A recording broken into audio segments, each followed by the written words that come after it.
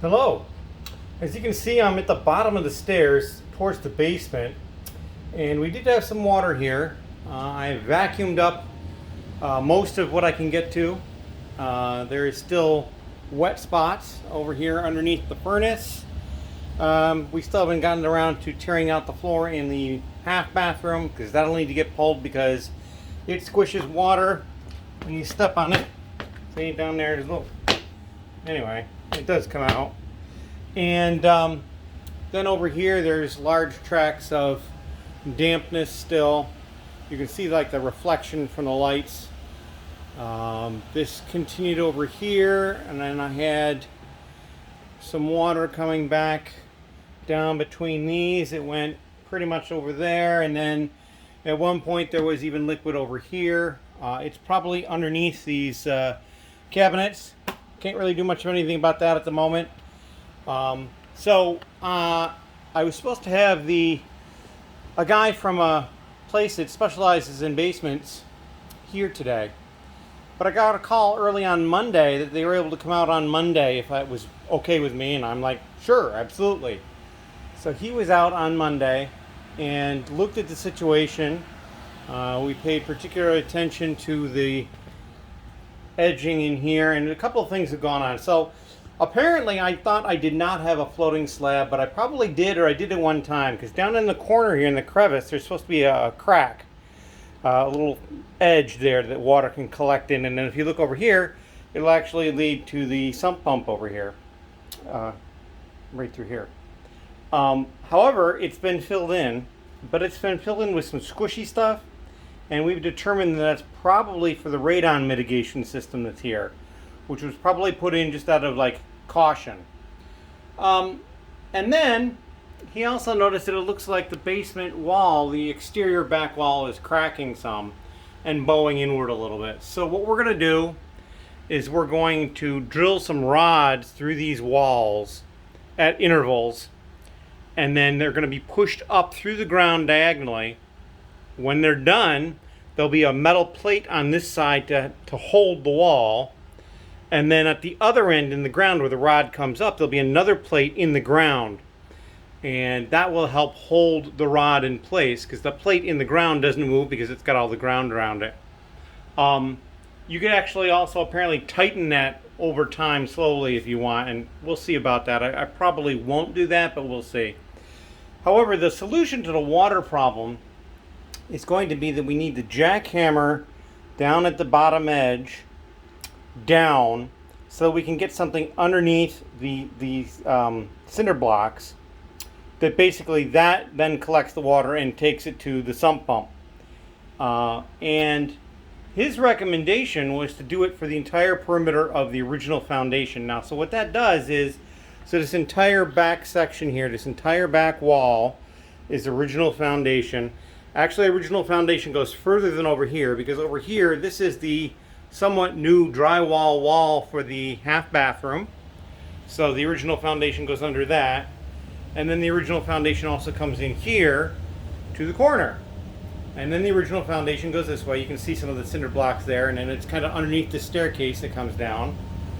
And then the original foundation comes through over here, and then it comes over here, and then it goes the length of this section all the way across the back there, and in the front here like this, and then down this wall here to get all these drawer units stacked up on their sides, and then continues down through here, and then stops here, and then continues in through this wall here, because while there is the crouch space on the other side of this wall, that's not the original foundation, and that's what they're trying to get to protect the basement itself, is the original foundation.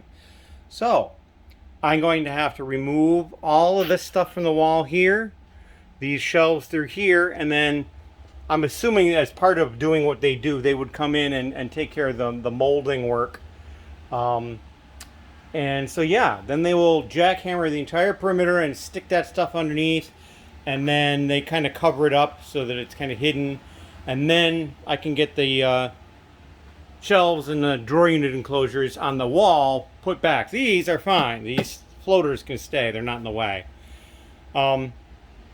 Another issue is that the tool that they use to insert those rods to support the basement wall is about 4 foot long. It's similar to a jackhammer in, I guess, a sense. And they're going to have to punch holes in this wall through the drywall to be able to use the tool to push through. So I will have to move the totes, but that was in the cards anyway. And then I will have to patch the drywall at some point when that happens. I talked to my carpenter, and he can come in and remove the stuff there on the walls at some point and set it aside for reassembly later on. They'll probably have to move these steps here. I don't think that's going to be a big deal. I'm not even sure that they're firmly attached to anything. They may be, but I'm not certain. The crouch space does have some water issues, as I think I previously mentioned, in the corners here. You can still see a little stain down there. And the two corners, it seems to be coming from, there's also downspouts outside that go right into the ground. So we think that there might be an issue there. So we're going to look into that. We talked about French drain possibilities, and he seemed to think that would probably be a good idea as well. And so I have calls out to mark all the lines, like the power and the gas and that sort of thing. Somebody from the Water Authority came by earlier today, and because he was concerned, because apparently right at the back of my property, between my property and the next, there is a large water main. It's like a main water main. And but when he came out, he was relieved. You could almost tell on his face he was relieved that we weren't going to be dealing with anything near that. I explained to him the basement supports would have to go through the ground, and then the French drain, but really we're still probably 25-30 feet from anywhere where his stuff is. Also, because oddly enough, now all my water appears to be on the back wall. So I got, there's a sink in the garage that's basically on the back wall. There's a half bath and a laundry and a sink in the laundry area. And then coming this way, I've got this half bath, the laundry down here for the washing of the Lego. Upstairs, there's the kitchen, and then another bath, and then the master bath. They're all along the back wall. And so I was concerned that that main water pipe for the house might be coming in there. And he's like, well, where's your water meter? Well, oddly enough, and I don't understand this, but the water meter is way over here on this part of the house that sticks forward. It's actually in the basement here, behind this little door. And there it is down there at the floor. So why they have the water coming in here and then all being routed back to the back of the house for use, I'm not sure. But that probably means that the water supply coming from the main to my house is absolutely nowhere near where we would do anything in 90% of the chances.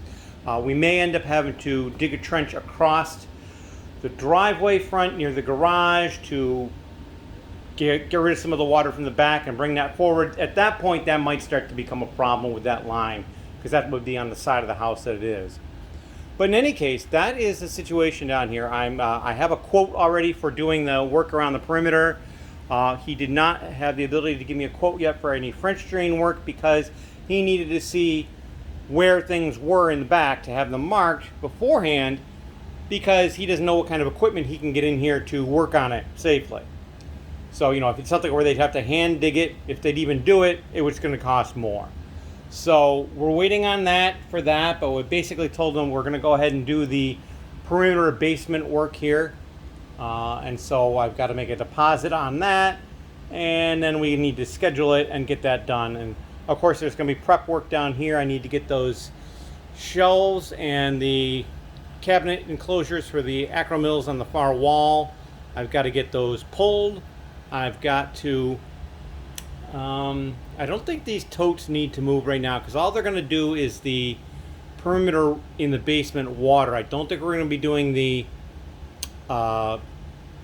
shoring up the wall on the back here until a little bit later. So that those totes can probably sit for a little while longer. They do need to move eventually, but for the moment they're not causing any trouble. And I don't know if I showed this before, but I actually have a station down here where I'm putting the full gallon Ziploc bags for the sorted parts down here. So they're further sorted. So I'm pretty sure I included that at some point. But I was here, I figured I'd point it out. That is my situation right now. This will be basement update number, who knows, because I'm not numbering them anymore, I'm just dating them. And thank you very much. I appreciate all the comments. Somebody on the Just a Brick in a Bucket Discord channel reminded me, hey, in your last basement video you said Wednesday couldn't get here soon enough, and that was true. But it was Wednesday when he was asking, and he was kind of curious what was up, and I'd forgotten to do a video since Monday. I've been pretty busy making phone calls for all sorts of things. I also have work going to be done on the outside of the house as far as siding and some window replacement and a couple of door replacements. And so yeah, I got a lot of that going on. I'm just juggling a bunch of things all at once. But anyway, thank you very much. And if you've got any questions or comments, please leave them down below.